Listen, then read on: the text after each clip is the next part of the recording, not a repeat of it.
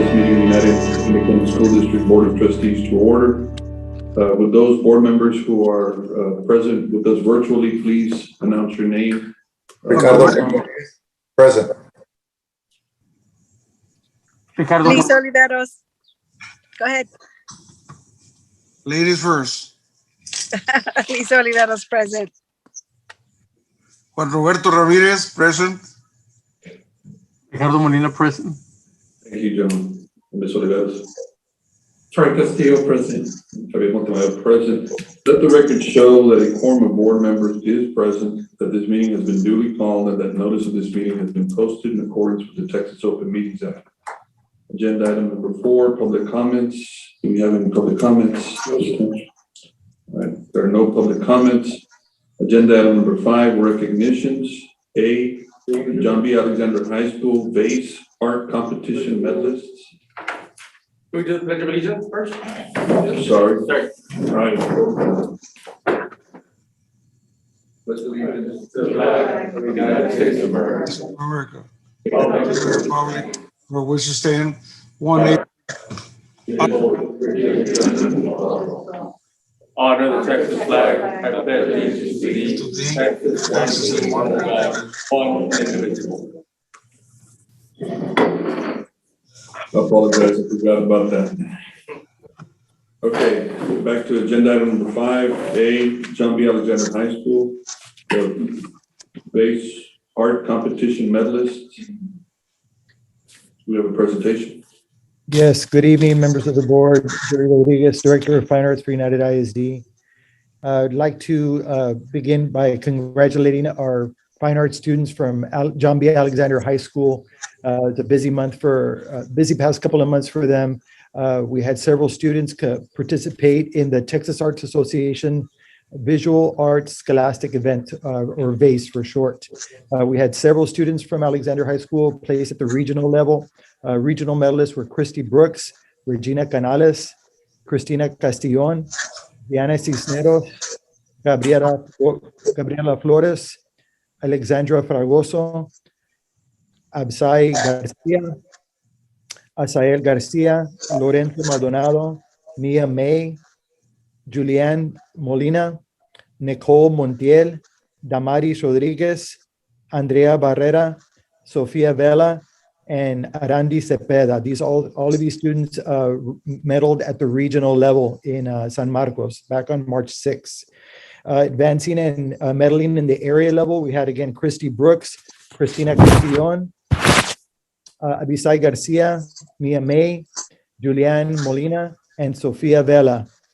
And finally, the following students medaled at the state vase competition. This was on April 23rd in San Marcos.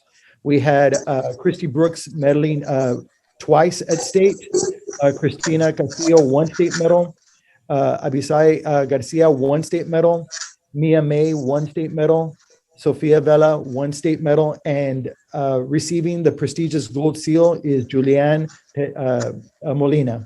So congratulations to all of these fine students and their art teachers, Erica Buenteo and Arisbeth Sanchez. Congratulations. Outstanding job. Thank you. Moving on to the next To area. Are we selling the base? Okay, this is the John B. Alexander High School UIL Theatrical Design Team State UIL Competition. Yes, sir. Again, thank you so much. We had second place silver medalists. We had Alice Cardenas, Christy Brooks, Mia May, and Carolina Santos. We had certificates for third place bronze medal for David Elizondo, and certificates for fourth place individual hair and makeup design, Alexandra Fragoso. And their design coach was Miss Erica Buenteo. So again, congratulations to all these students. Thank you, Jerry. Thank you, Mr. Rodriguez. Congratulations to all of the participants on an outstanding effort. Thank you. Thank you very much. Thank you. And there's just one more for UIL Film State Championships. We had 5 students from Alexander again place. We had Mia May, 4th place in round 2 for digital animation and Color Me In. We had Lorenzo Maldonado, round 2, 9th place, digital animation for blinds. We had round 2 qualifier, Regina Canales for digital animation and light clockwork. We had Sofia Vela in round 2, placed 7th in traditional animation for A Frog's Dream. And in round 2, placing 8th place, we had Alexa Gonzalez and Larissa Rangel for their traditional animation of New Normal. And again, once again, congratulations to these Alexander students and to their film coach, Erica Buendeo. Congratulations. Congratulations to all of them. Thank you, Mr. Garcia. Mr. Rodriguez, thank you. Agenda item 6, informational items. A, Finance Division Monthly Financial Report. Yes, sir. Good evening, Mr. Montemayor, Mr. Castillo, members of the board, members of the audience, Sam Flores, the comptroller for UISD. The district's cash position as of April 30th was $210 million. Roughly half of that amount is coming from the general fund at $98 million. The other significant cash balance that we have is combining all the bond funds that are remaining. They total $69 million. Our investment portfolio yield is holding steady at 0.21%, which is outpacing the current full rates that are offered in the state of Texas at 0.13%. Our administrative cost ratio is 8.9%. EA allows 11.05%, so we're well below the administrative cost ratio. Moving on to the financial position, with our financial statements, you'll see that revenues to date are $284 million, and you'll notice that expenditures are $285 million. That's typical for this time of the year. We're a cycle 2 district. So we're starting to get we go through some dry months from the state, December, January, February, March, where we do not receive payment from the state. They pick up in April, May, June, July, and August. So we'll start heading into a more positive cash flow situation, and our revenue should outpace our expenditures at that time. The tax office report, we're at 97% collection to date, where this time last year we were at 97.3. Well, 97.7 to date and 97.3. So we're a little ahead on our tax collections. The remaining report will show and list all the bids and proposals through April 30th in the purchasing department, and all the grants, information from the grants department as well. Mr. Flores, I have a question. Put this screen back up.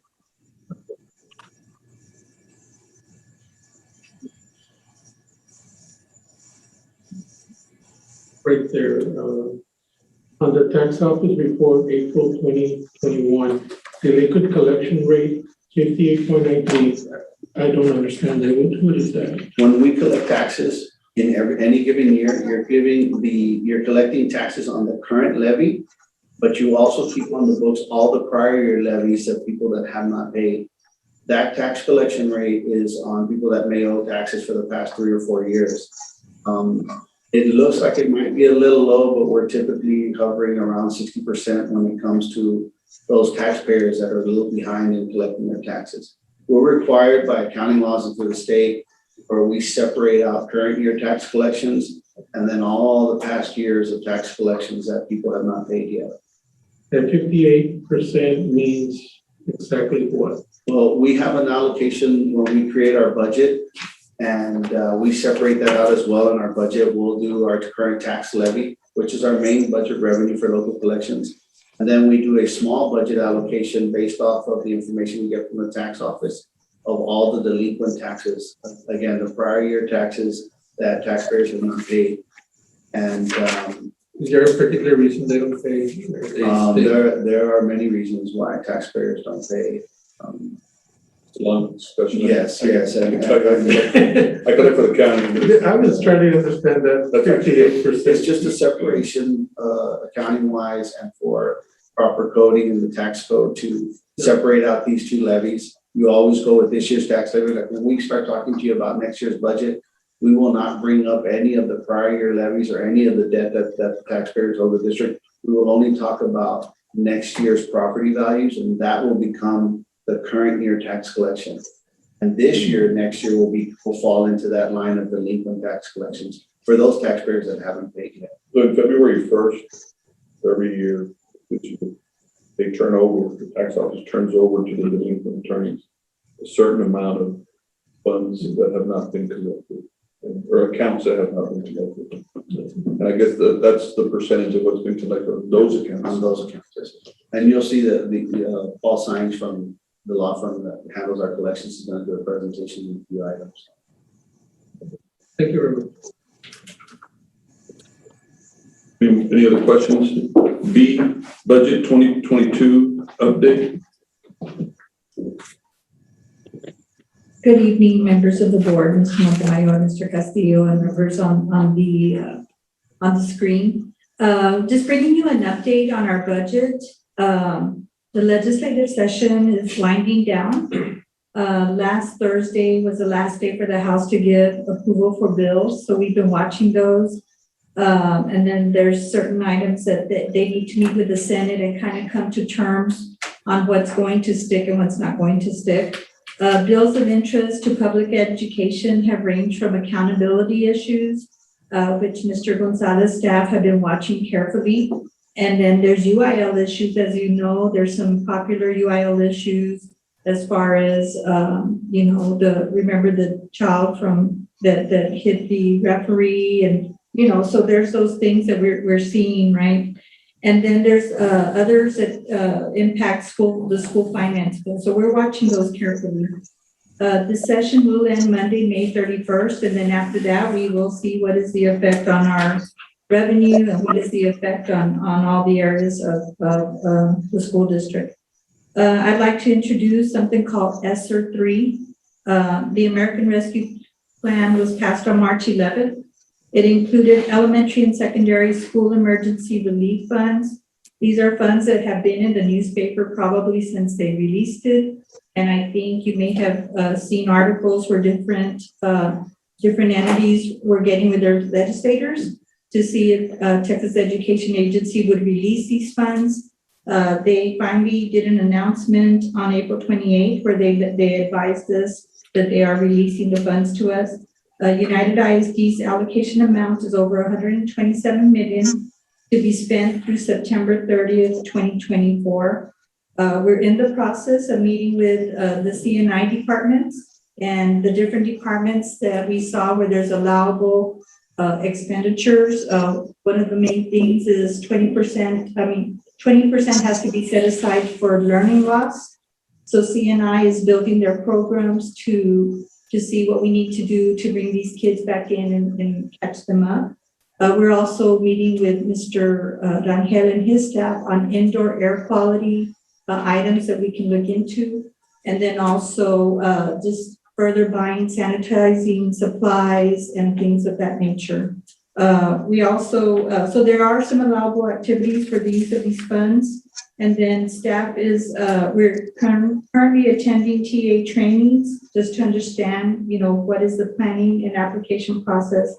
And then we feel that come the June board meeting, we'll have a lot more information on these funds as we start getting information from the different departments. So we hope to bring to the board, if it's not the final plan that we're going to submit, at least a draft of a plan, with maybe some dollar amounts tied to the plan.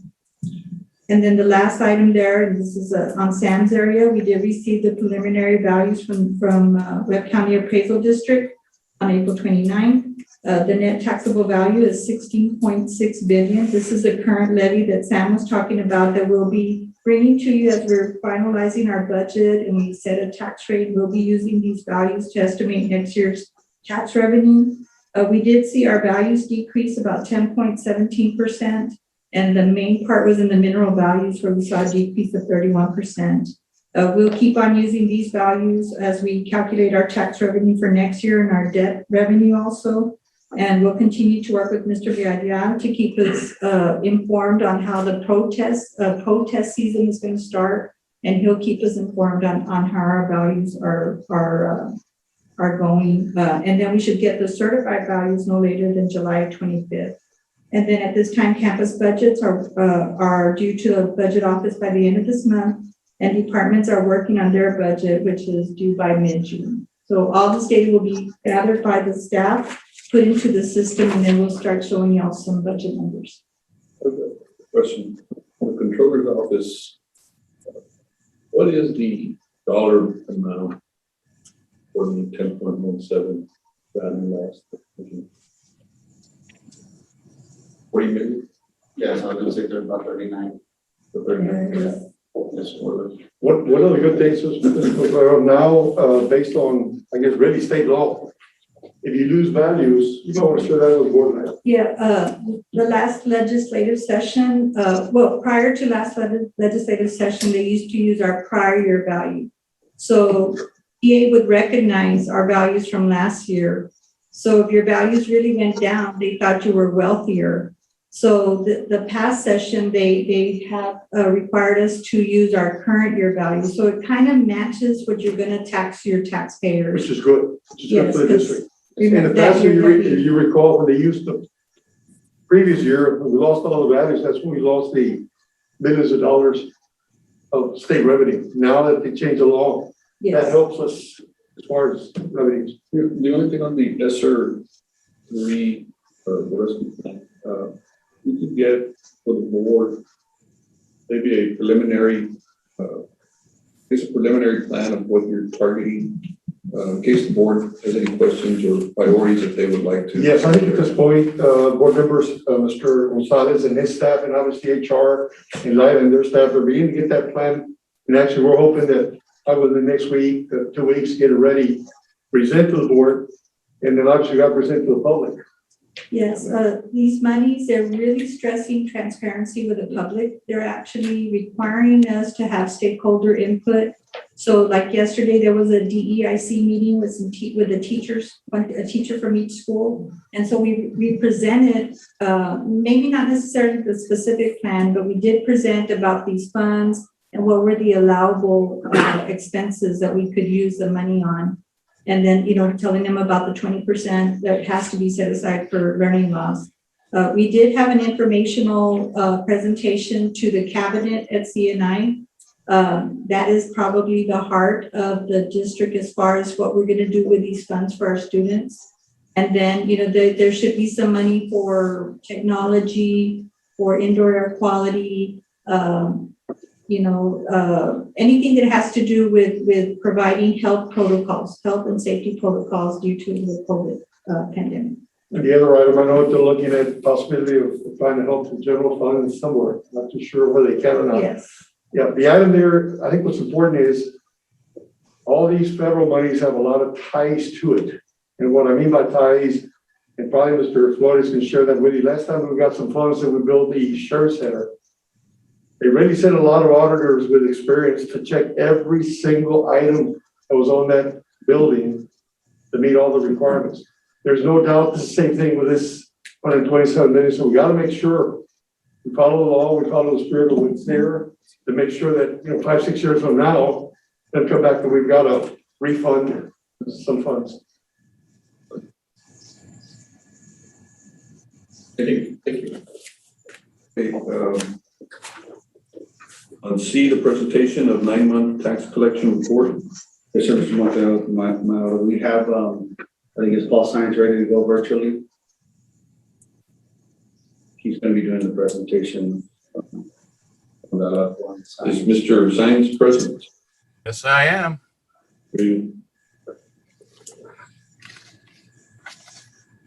Y'all ready to hear from me? Sure. Okay, thank you. Administration, Mr. Santos, board members, thank you. We're here today to present our report of the last 9 months of collection efforts on delinquent taxes. You each should have already received your packet detailing the report. And I just wanted to go over with a few PowerPoints to touch on some of the issues noted in the report. So the first PowerPoint will show us, if you click on there, move to the next PowerPoint. There you go. So excuse me, this is the 2019 delinquent taxes that were turned over on to our office on July 1st, 2020. And I apologize if I didn't introduce myself. I'm Paul Sines with the law firm of Alarcon and Sines, and we collect delinquent taxes for the school district. In 2019, delinquent taxes were turned over, $3,900,000 approximately. You'll see in this slide that 76% of that is attributable to real property accounts. And then, of course, you have the personal, mobile home, and mineral accounts. There were some adjustments that were made, and I believe the last adjusted tax roll was March 31st of 2021, showing a total delinquent tax roll of $6,408,000. Next slide, please. So as you know, obviously efforts to collect the delinquent taxes includes having to file lawsuits for those accounts that we're unable to collect without litigation. We filed there were a total of 702 lawsuits filed in cases that involved UISD tax accounts. Of those, we filed 601 of those and intervened in 101. In addition, we filed 254 tax warrants for business personal property that was turned over to us in February. So if you move to the next slide, and that's noted on page 2 of your report. This next slide is talked about on page 3 and 4 of your report, and it identifies the personal property business taxes that were turned over to us in February 1st of 2021. There were 2,341 accounts. We've managed to collect about 2,329,000 of the balance, which was 3.4 million. So within 3 months, we've already reached a collection on those business personal property accounts of 66.95%. And of note, during this period, we didn't have to seize any of the business personal property. So, reaching out to them, talking to them and whatnot, and they came through and making the payments. So that obviously we didn't have to seize, and this was over a 3-month period. Next slide, please. So this is the end of year collections. This is really just a history of collections, and this is noted on page 6 of the report. And you'll see that this shows collection efforts from July 2012 to 13 all the way to July 2019 to June 2020, which is that 69.22% you see there on the far right column. And this is on page 6. On page 7, and if you move the next slide. So this is the final reporting. This is where we are as of the end of the reporting period, right? And so the reporting period in this case was, we closed it out at March 31st, 2021. And so the total adjusted amount of delinquent taxes, as I said earlier, was 6.4 million. And we had managed to collect 4.7, which is a collection rate of 73.95%. And again, this is for the 9-month period that we're reporting to you. One of the things, and that's all this information, like I said, that's just a short summary of what's contained in the report, which each of you should have received. But there's another item that I wanted to talk to you guys about, and it had to do with collection efforts during the pandemic. As we all know, the pandemic affected the district exponentially and everybody in our community. Excuse me. So we looked at the numbers of total collections that we were able to turn over to UISD pre-pandemic, right? The last year. And if you go to the next slide, you'll see that, so the pre-pandemic is the chart showing in green. And so pre-pandemic, and we used April as the cutoff point because I remember that's when it was right after spring break when UISD didn't return back to school. And the kids have been out since. And so the pre-pandemic numbers are in green. That was from 2019 to 2020. And you'll see over a year's period of time, you'll see the graph showing the collection, the amounts that we were able to collect. And then the pandemic hit, and starting again in April of 2020, you can see at the bottom there, you'll see the numbers. We actually increased collections over the year, even with the pandemic that was going on. And we had a conversation with administration about, how aggressive should we be given the situation? And we've worked with the taxpayers as best we can and just maintained a steady course of collection efforts. And so you'll see that we've had, actually some strong collection during the pandemic, which I was surprised. And you'll see spikes in August and then a big spike in March compared to the last year. And so the total collections over this period of time, the difference was an increase of 53%, which was significant. It's about $2.4 million more that we were able to collect. So I just wanted to share that because I was curious as to what happened during the pandemic. That completes our report. That chart is not in your report. It was just something that we threw together at the last minute. But if anybody has any questions, I'm free to answer them. I'm sorry, that was gonna be my question because I didn't see it in my packet, but you answered the question before I even asked it. But I wanted to know what attributed to the spike in August of 2020. Do you have any information about that? No, and I'm sorry, I can't tell who I'm speaking to. This is Mr. Castillo. Oh, okay, Mr. Castillo, hello. I don't think we've had the pleasure of meeting. No, I know that there were some business accounts that had large amounts that were delinquent that paid. Specifically in August, because there's so many accounts that are delinquent, it would be hard for us to go back and say, let's see what happened. Why did so many people pay in August? I don't know. Some people were saying that they thought it was the stimulus packages that were being sent out by the government. I don't know. But yeah, and generally, I'll tell you that August has historically been a high collection month. Yeah, because in July is when the taxes get transferred over to us, and then and so we start with our collection efforts. So historically, August is a high month, but that was a big spike. And you can see the difference between by another 600,000. Thank you, sir. You're welcome. Any other questions from anybody? Okay. Thank you, Mr. Science. Thank you. Thank you, Mr. Science. Yes, sir. Nice to see you all. Likewise. Okay. 6D, notice of upcoming grant applications to be submitted. Yes, sir, Mr. Montemayor. Dr. Edith Landick should be online to do this presentation. Good evening. I'm bringing to you tonight several grants that are going to be submitted in the next month on behalf of the district. The first one is our 2021-2022 Texas Education for Homeless Children and Youth grant, done in conjunction with federal programs.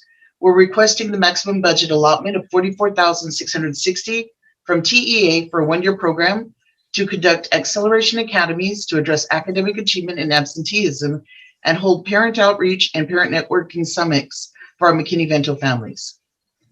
The second grant that's going to be submitted is our Volunteer Income Tax Assistance Program with the CTE department.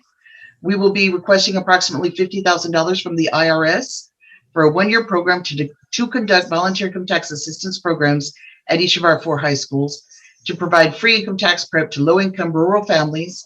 Matching funds are required, but we're able to meet our matching funds through some fixed costs that we have, including use of space and computers. We are also possibly submitting a FEMA DR 4586 winter storm damages grant reimbursement application in conjunction with the Comptroller's and Business Office. The reimbursement amount is pending finalization of the application. We're looking at potentially receiving $35,000 for reimbursement of insurance deductible due to the winter storm damage. 25% of the expenses we've already met will be counted as matching funds. Finally, the last one I'm bringing to you this evening is the Bulletproof Vest program with our UISD Police Department. They will be seeking reimbursement of a to-be-determined portion of Bulletproof Vests to be paid by the U.S. Department of Justice, depending on our department's replacement needs. Any questions? No questions, ma'am. Thank you, Professor Landon. Thank you, sir. Thank you, Dr. Landick. Agenda item 6E, information on distinction designation. Yes, good evening, UISD board members, Superintendent Santos, and members of the audience. My name is Christina Casanova, and I'm the Director for Student Assessment. I'm here along with Ms. Lessa, and we're just going to give you a brief presentation on distinction designations.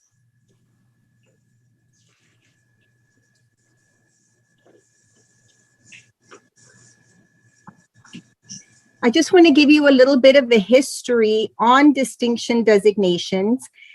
This was again pre-COVID, but back in the fall of 2019, when we received our rating and UISD was back-to-back an A-rated district, we decided, being a student assessment department along with the data evaluation team under the direction of Ms. Lessa, we decided to visit all UISD campuses to kind of explain to not only to administrators, but to campus, to the faculty and staff, the accountability system specific to that campus. So when we went, we found that distinction designations and understanding them, it's a lot more difficult than understanding our 3 accountability domains. And the reason being is that our distinction designations, it kind of falls under its own set of rules, completely different, even though we use the same information, the same data, but it has its own set of rules. So what distinction designations do is that it compares every campus in our district with 40 other campuses throughout the state of Texas. So it turns out to be a list of 41 campuses, including that one campus that is on that list. So each campus is evaluated and compared to the data for those campuses within its campus comparison group. Now, these campus comparison groups, and right now we're in the year of 2020, I know that we are not going to be rated this year. This is our second year with no ratings, being that we are still trying to come out of this pandemic. But TEA is going to release each campus from UISD, their campus comparison group. So we are going to, and we are anxiously awaiting for these lists, and they will come out this spring.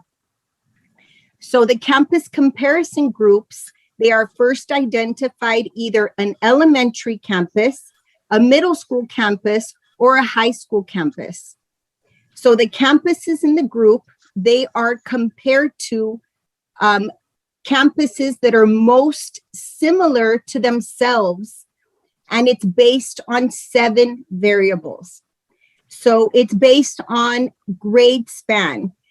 Being most of our elementaries, or all of our elementaries, are from kinder to 5th grade. And then we have our middle school campuses, 6th through 8th grade, and our high school campuses being 9th through 12th grade. So we will not be compared. For example, one of our middle schools will not be compared to another middle school across the state that perhaps is 5th grade through 9th grade.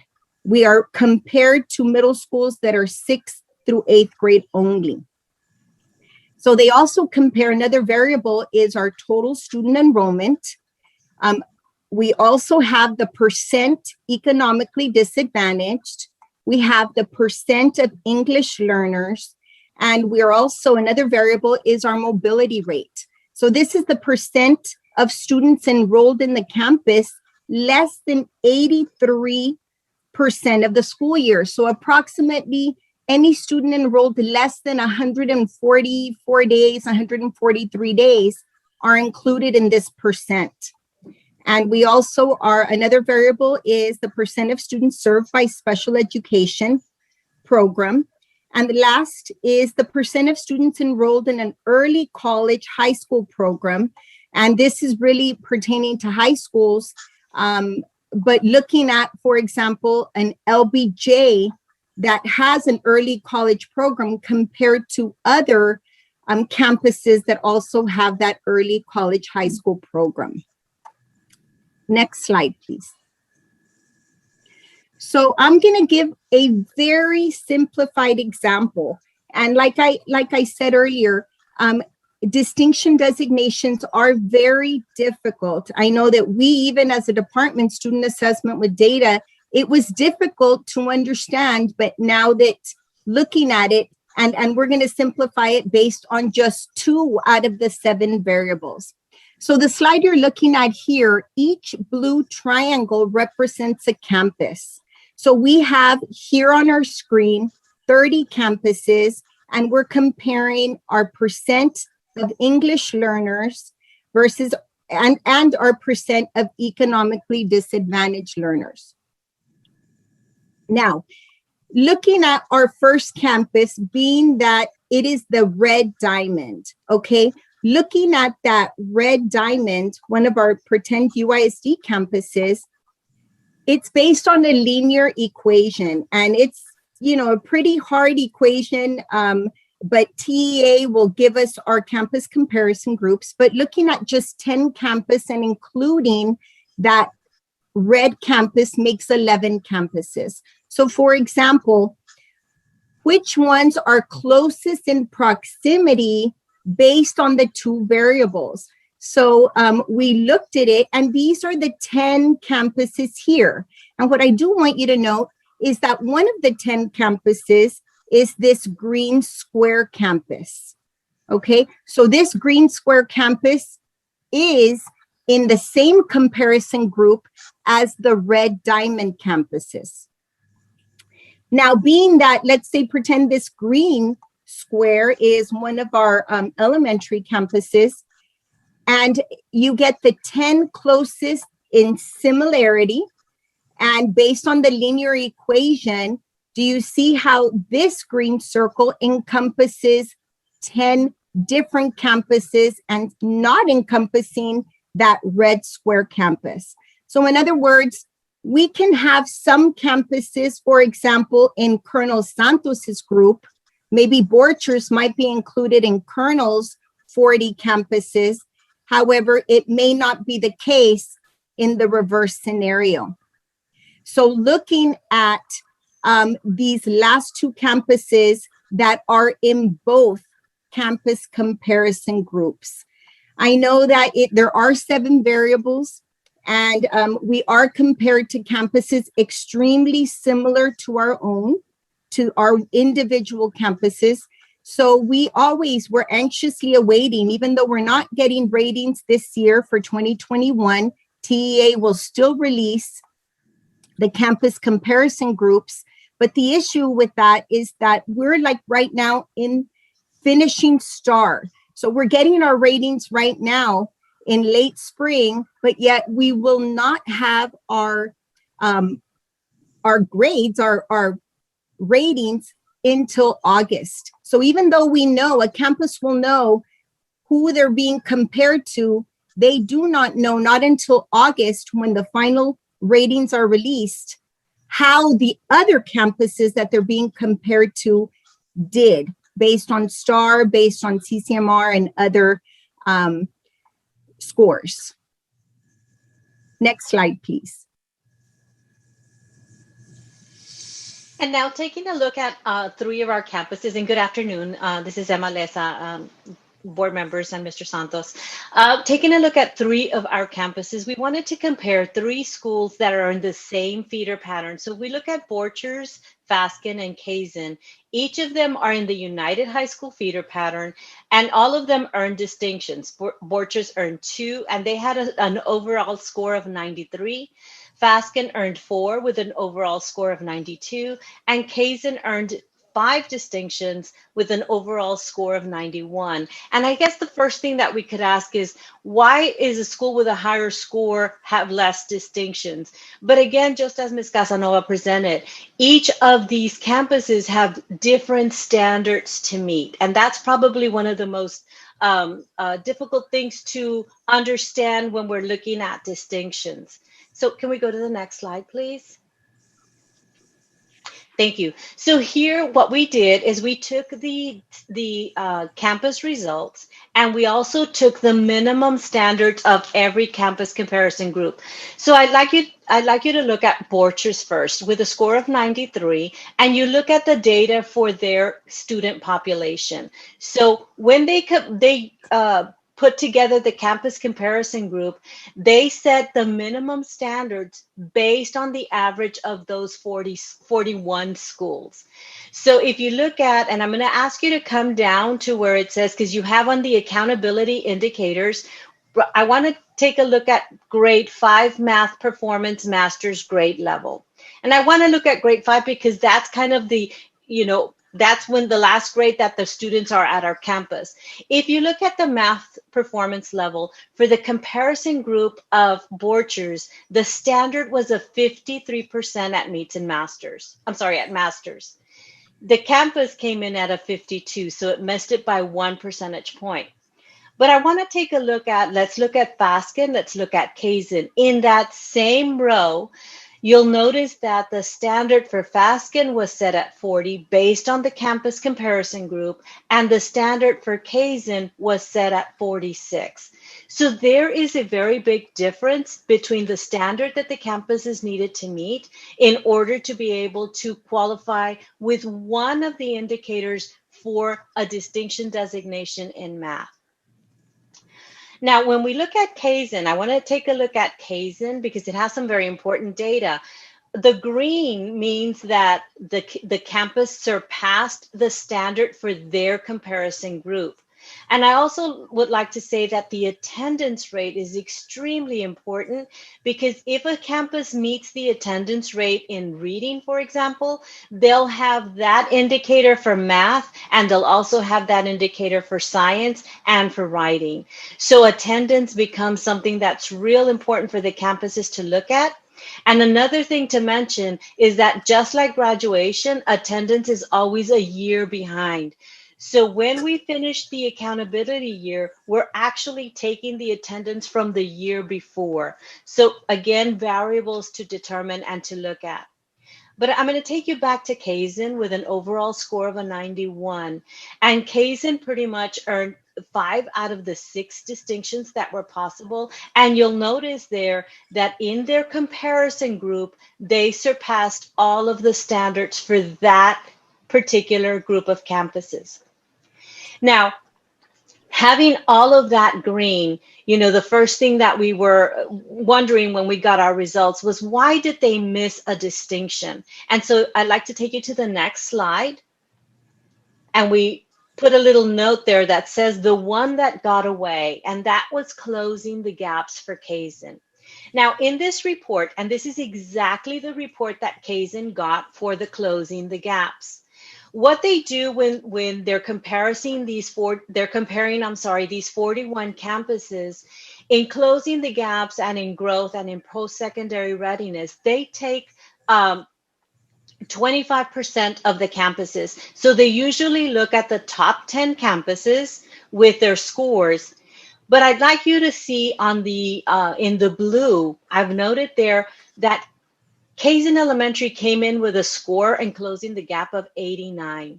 When you look at it, it's actually the 6th score in the comparison group. So it scored in the top 6, if we want to think of it as like a GPA. However, because there were several campuses that got the same score, for example, 2 at 100, 2 at 98, 4 at 96, 1 at 94, and 1 at 92, and they looked at the top 25%, Kaizen was not able to earn this distinction. So they were very, very close, but they were not able to earn the distinction. Another thing that I'd like you to look at is in Kaizen's comparison group, 2 other UISD campuses appear on the report, Clark Elementary and Judah Saffirini Elementary. All of them have the same score of 89. But the difference is, when you look at the comparison groups for Saffirini and Clark, you're going to see something else. So let me show you Saffirini's report. If I can go to the next slide, please. On Saffirini, this is now Saffirini's report, not Kaizen's. Kaizen, you'll notice is right there in, like if it's in the top 10 within Safirini's group, Safirini with that same score of 89 did earn the distinction for closing the gap, but Kaizen, in order to earn it, needed to appear in their campus comparison group, not the way that you're seeing it here in Safirini. And Clark isn't even part of Safirini's comparison group. So you see, that's why distinction designations become very difficult, because we've got to take a look at not only how the campus is doing, but then also in comparison to campuses throughout the state of Texas. You'll see on this report, there's campuses from Brownsville, Isleta, Dallas, Socorro, from different districts in the state of Texas. And so here, you know, when we look at Kaizen, we kind of ask the question, and we have had principals ask us, but why am I in the top 25% on this campus, but not in mine? And that's the reason, because they have different comparison groups, different campuses within their comparison group. If I can see the next slide, please. So that's why we kind of wanted to end with the same slide that we started, that they're very interesting because, boy, we can really look at data in so many different ways, but they are also very difficult to piece together. And any change in demographic data can impact the campuses in the group. So for example, just for example, because we had some new campuses open, they impacted the campuses where the students came from. So those campuses are probably going to have a very different group this year when we take a look at those those campuses in the comparison group.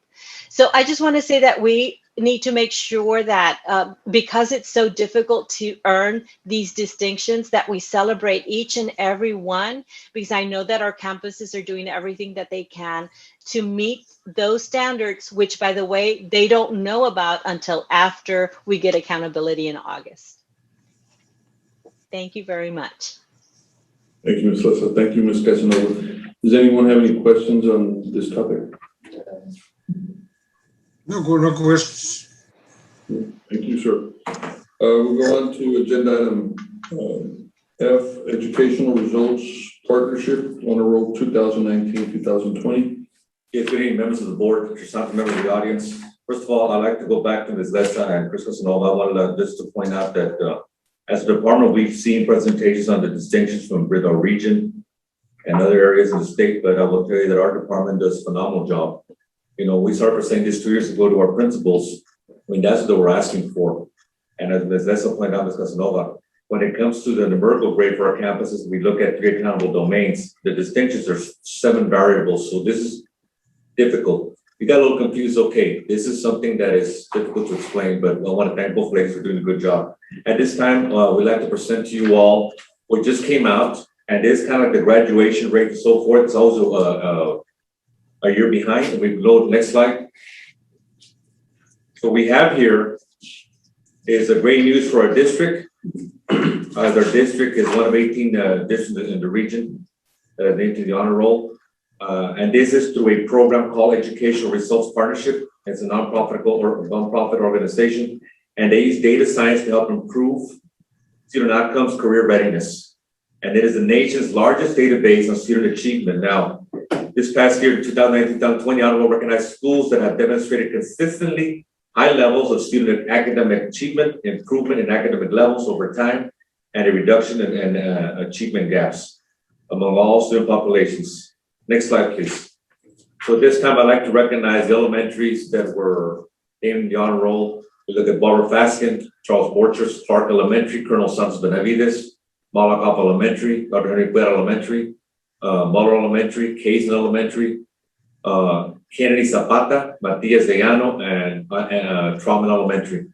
At the middle schools, we have George Washington, Trauman Middle, and United Middle. And there's a lot of work from our campuses, but also I'd like to recognize not only our administration, but also our students and parents for the commitment to their education. At this time, again, it's just to applaud our campuses and our district for their work well done. And I want to thank us as board members for the support. Congratulations to all those campuses. Any questions for Mr. Gonzalez? No, sir, none. Thank you. Item G, 2021-2022 instructional plan information. Here's a very brief report to the board and the members of the community, as we're gonna have to come back and the report. This is basically a 2021-22 school year. The instructional plan for our district is provide traditional face-to-face instruction for all students. And I say this very candidly to everybody, because that is what the state is telling us right now, as of right now. Now, as a district, we did apply for we submitted an instructional plan that would allow our districts to possibly enroll in a hybrid plan of instruction, providing 3 days of on-campus learning and 2 days of synchronous learning. Now, the state is only going to choose 50 districts across the state of Texas.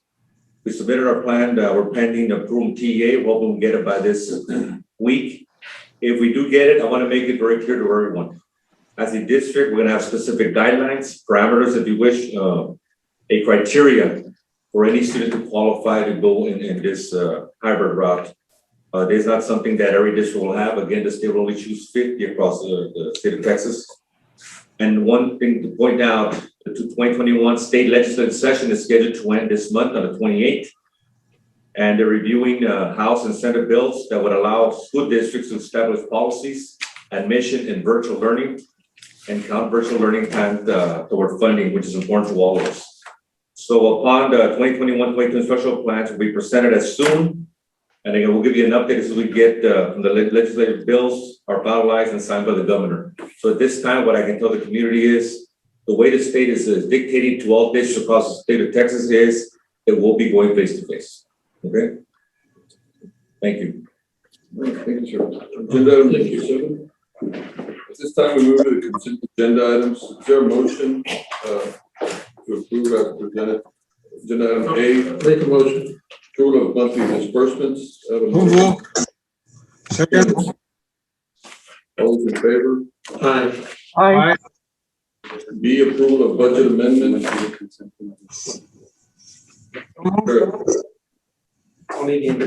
Got a motion to approve the budget amendment. Motion. I make the motion to approve it. Motion and a second. Any discussion? All those in favor? Aye. Motion carries. The consent agenda, we can just You can do all of them? all of them together. Okay. Is there a motion to approve item C through G as listed? So move. There's a motion. Second. Mr. Ramirez, all those in favor? Aye. Motion carries. Agenda item 8, approval of donations. Yes, members of the board, it is recommended that the board trustees graciously accept the following donations. They'll be attached to the minutes. We have 2 donations over $1,000. The donation was received by superintendent in the amount of $5,000 from Mr. and Mrs. Robert Tehirina, and will go towards the scholarship account for graduating seniors. Second donation was received by Santos Elementary School Principal Lucia Flores from the amount of $2,000 donated by Roberto J. Santos to be used towards shirts, school logos, and mousepad intended for staff and faculty. Grand total is $7,000. All right. Motion to approve the donation. Second. Motion and a second. Any discussion? All those in favor, say aye. Aye. Motion carries. And 8B, approval of board travel for the months of May and June 2021 to attend the Region 1 conference in South Padre and the Summer Leadership Institute in San Antonio, Texas. Is there a motion to approve? So move. Second. Motion and a second. Any discussion? All those in favor, signify by saying aye. Aye. Aye. Motion passes. Item 8C, approval of board minutes for the month of March and April 2021. Is there a motion to approve? So move. Motion by Mr. Ramirez, second by Mr. Ramirez. Any discussion? All those in favor? Aye. Motion. Montemayor, for the record, I'm present. Ramiro Vélez. Hey, Mr. Vélez, good afternoon. For the record, Mr. Vélez is present. Item 8D, discussion and possible action to create and establish the United Independent School District Management Fellows Program to allow Masters of Public Administration graduates the opportunity to learn programs, services, regulations, and knowledge in various UISD programs and services. So So moved. There's a motion and a second. Any discussion? All those in favor signify by saying aye. Aye. Aye. Aye, Bellis. Motion unanimous, it passes. Agenda item 9, closed session. The time is now 6:55 PM. The board will adjourn to closed session pursuant to sections 551.071, 551.072, and 74 of the Texas Government Code to discuss agenda item 9A and B.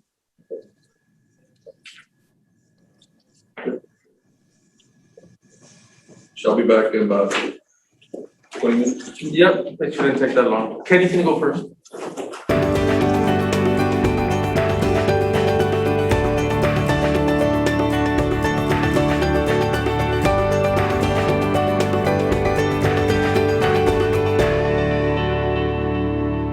Okay, are we ready? Okay, good, we're good. All right, time is 7:46 PM and we are reconvening from closed session. The board will take appropriate action on items if necessary as discussed in closed session. We have item A, appointment of director of facilities for maintenance and operations. Yes, Mr. Bellis, members of the board, my recommendation for the director of maintenance and operation, Mr. Alfonso Peña. I make a motion to accept Mr. Santos.